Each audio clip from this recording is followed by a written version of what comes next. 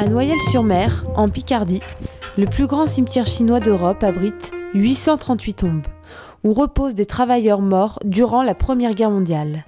Un épisode de l'histoire encore méconnu du plus grand nombre. Ayant l'habitude d'aller voir les cimetières américains, canadiens et autres concernant la Première Guerre mondiale, on s'est dit tiens, le cimetière chinois c'est bizarre, on ne pensait pas qu'il y avait eu des combattants chinois à la Première Guerre mondiale.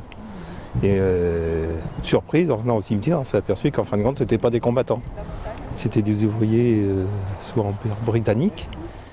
La plupart des personnes enterrées ici furent enrôlées en 1917 par l'armée britannique. Ces ressortissants chinois espéraient combattre, mais finalement, des tâches pénibles et dangereuses leur ont été assignées. Dans un souci de devoir de mémoire, M. Galliani s'est improvisé guide depuis 3 mois. Par ses propres moyens, il s'est procuré les archives de sa commune. L'arrivée des Chinois par le train à Noyelles-sur-Mer. Et aussitôt, ils ont été mis au travail, il n'y a pas eu tant de repos. Ils ont travaillé dans les bois, ils travaillaient dans les fermes.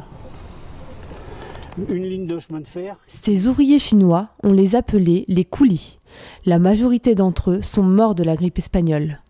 Cette période de l'histoire reste un sujet sensible pour la population de Noyelles-sur-Mer. C'est une période sombre où il est vrai que les habitants du village n'osent pas trop parler. Les habitants de la ville ont réagi impuissants puisqu'ils n'avaient le droit de rien dire. Ces Chinois étaient sous surveillance étroite des Anglais, donc ils étaient impuissants, ils avaient juste les yeux pour regarder, c'est tout. Grâce au centenaire de la Première Guerre mondiale, touristes et villageois portent davantage d'intérêt au récit de cette tragique histoire.